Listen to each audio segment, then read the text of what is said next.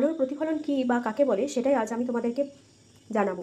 আলোর প্রতিফলন এখানে সংজ্ঞা লিখেছি, যখন কোনো আলোকরশ্মি মসৃণ বা চকচকে পৃষ্ঠে এসে পড়ে এবং সেই পৃষ্ঠ থেকে আবার ফিরে যায়, তখন সেই ঘটনাকে বলা হয় আলোর প্রতিফলন।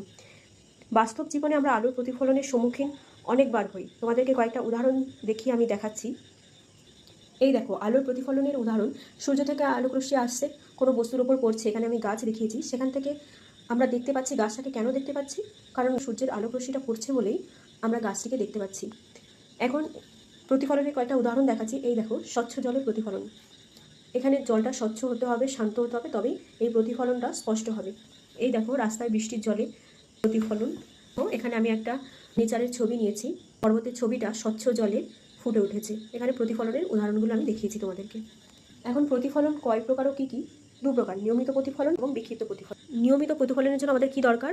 আমাদের মসৃণ প্রতিফলক দরকার। প্রতিফলক মানে যে তলে আলোটা এসে পড়ছে সেটাই হচ্ছে প্রতিফলক।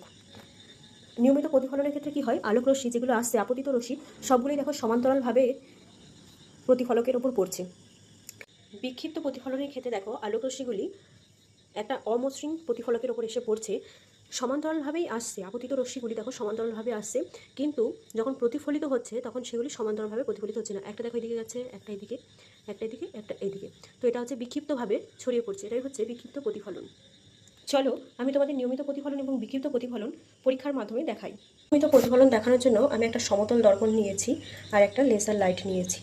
এখন এই সমতল দর্পণে আলোটা পড়লে আলোটা স্পষ্ট হয়ে প্রতিফলিত হবে। নিয়মিত প্রতিফলনের শর্ত হলো আলোক রশ্মি সমান্তরালভাবে কোনো মসৃণ তলের ওপর পড়লে প্রতিফলিত রশ্মিগুলো সমান্তরালভাবে যায়। এখন আমি লেজার লাইটটা ফেলে দেখাবো। এই দেখো আমি আয়নার উপর লেজার লাইটটা ফেলেছি, আর এর প্রতিফলিত বিন্দুটা কোথায় গেছে তোমাদেরকে দেখাচ্ছি। ওই দেখো দেয়ালে স্পষ্টভাবে বিন্দুর আকারে পড়েছে।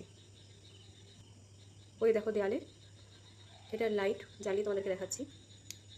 এই যে লেজার লাইটটা ফেলছি, ওই দেখো দেয়ালে স্পষ্টভাবে বোঝা যাচ্ছে। এটা হলো নিয়মিত প্রতিফলন।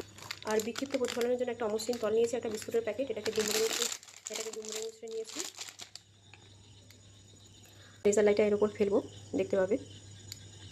এই দেখো ফেলছি, ওই দেখো দেয়ালে কীভাবে আলোটা বিক্ষিপ্তভাবে ছড়িয়ে পড়ছে।